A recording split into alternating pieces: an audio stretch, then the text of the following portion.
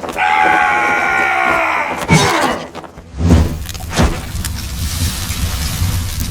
what do you say, my fellow weekend warriors? Today we're doing some smoked meatloaf. I'm gonna be doing it in my vertical pellet smoker, but you could do this in any kind of a smoker as long as you can hold that temperature to 250 degrees Fahrenheit. That's all we care about. I'm using the Fruitwood blend pellets, and those of you who've been around a little while may have noticed I have a new smoker. I used to have the 3 series, which was really small. This one's over double the size. I love cooking on it. I've just gone ahead and put my Weekend Warrior Barbecue emblem on there. And with all this extra size, I'm gonna be able to cook up the meatloaf. I'm doing some baked potatoes and I'm doing some smoked corn today. They should all cook at about the same time. And hey, if you guys are new here, my name's Mike. I'm all about cooking outside. I get out here on the weekends, Weekend Warrior style. I got the smoker going. Sometimes it's a pizza oven, sometimes the charcoal grill. I just love trying all these new recipes and sharing them with you guys. So if you're into that, hit that subscribe button and let's get into this smoked meatloaf. And we're keeping it real simple today. 2 pounds of 80/20 ground chuck. We're gonna do 2 eggs to start. The eggs are gonna help kind of bind all this together. There's 2 eggs. And then I've got half a cup of diced white onion, half a cup of green pepper. Get those in there. Then we're gonna go with a 1/4 cup of my secret barbecue sauce. Shh. I'll have a video out on this in a week or so. Homemade barbecue sauce. It's the most balanced, delicious sauce you'll ever try. We're gonna do about 1/4 cup. Bring in some barbecue flavor. 1 cup of Panko breadcrumbs. You could use any kind of breadcrumbs you like. You could even use some crushed up Ritz crackers, your favorite potato chip, whatever you like. And now we're gonna season it with this magic mushroom powder. This stuff is absolutely delicious. I'll read the ingredients real quick. Sea salt, dehydrated porcini mushrooms, spices, which includes black pepper, red pepper flakes, thyme, and some olive oil. You want about a tablespoon or so of this. This is really, really good. And then about a tablespoon of your favorite barbecue rub. I'm going today with the BBQ Rub from Killer Hogs. But I'm gonna put some gloves on because I'm using my hands to mix here. We're gonna put in our 2 pounds of 80/20 ground chuck. And let's mix it all up with our hands. Get it nice and incorporated so that every bite you take has a little bit of everything in there. All right, now I've got a grill mat to help me get this off the grate. I've made a ton of meatloafs and they usually stick to the grate even if I spray it. So today we're gonna give this a shot and I'm gonna break this up into 2 loaves. So we'll do 2 1-pounders.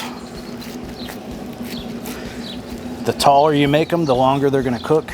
So I'm gonna go a little bit flat because I want them to cook at the same time as my corn and baked potatoes. So there's the first one. And just in case you fell asleep over there, I'll do one more here for you. Kind of shape it into a football shape and then we're gonna flatten it out. Does not need to be perfect. Beautiful. Just gonna douse it with a little bit more barbecue rub for some color. And let's get this right into the smoker. I'm just gonna take these, set them right there. And now let's get our corn and baked potatoes going. And for the potatoes, we're gonna keep it nice and simple. I've got 3 Idaho potatoes here that have been taking a little salt water bath. So what I did is poke some holes with a fork in all sides and let them sit in a little salt water bath. I got that trick from Cowboy Kent Rollins. I'll put a link above if you wanna check out how he does potatoes. It's genius. So we got those out. Then I've got 3 ears of corn. What I'm gonna do is brush them with a little bit of olive oil. And then we're gonna season them with that magic mushroom powder. It's gonna be awesome. And then just give them a dusting. People are gonna try this corn if you do this, and they're not gonna know what hit them. It's really that good. All right, just rub it all in, and we'll get that on all the sides. We'll get this door open, and you'll notice, as usual, if I'm just cooking on one rack, I like to go right about the center, or where that latch is. Put our potatoes right here.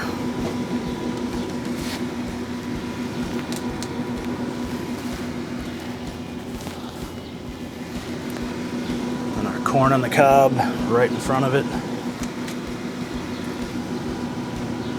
Voila! This is gonna be awesome. Let's get the door closed. And now we wait. We're gonna let this meatloaf go to 165 degrees Fahrenheit. That's the safe temperature to eat it, so that's what we're gonna take it up to. Again, smoker set to 250 degrees Fahrenheit. I'm using the fruit wood blend pellets. We're just gonna let the smoke roll for the next hour or so, come out and check the temperature. I expect this to take about an hour and a half total, and I'll come back to give you guys a look in about an hour to see what the temperature is and if we need to do anything from there.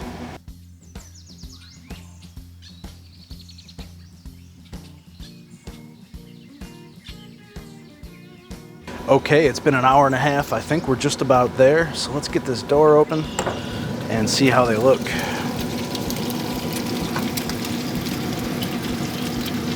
Beautiful. That's looking really good. Let's do a quick temperature check. 178, 180, that's fine. There's a lot of moisture in that thing with the sauce and the eggs, so it's not going to be dry. This one over here,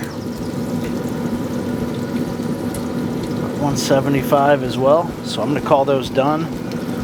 Our baked potatoes, that's pretty soft right there. It's sitting at 190. I like to take them up a little bit hotter than that. It's soft, but maybe just a little bit more, which is okay. These smoked meatloaves need to rest for about 15 minutes, which will give this time to cook a little more. The corn is definitely done, nice and soft. So what I'm gonna do is we'll get these out of here to rest.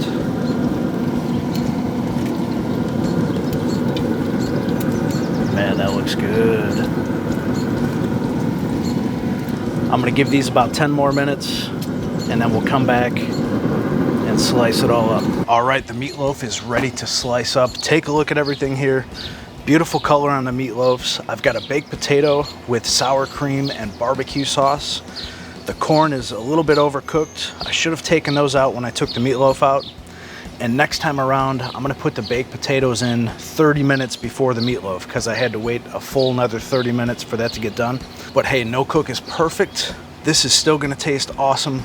Let me cut into this and let's see how it looks. All right, slide this guy out of the way. I'm gonna cut up some slices. Going this way. It's going through really nice. And we'll fan out a couple pieces here for you. Look at that, guys. Beautiful. The green peppers, the onions, the barbecue sauce, the magic mushroom powder. Beautiful. It's holding together really nice. That's from the egg and the breadcrumb. There we go. I'm gonna grab this piece right here. That's the one I'm gonna try to eat. Let's see how we did. Here we go.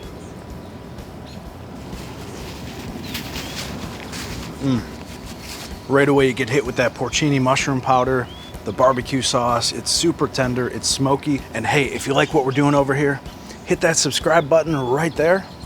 And you definitely gotta check out one of those two videos right there. And I'll see you over there. All right, now I need a bite of this baked potato.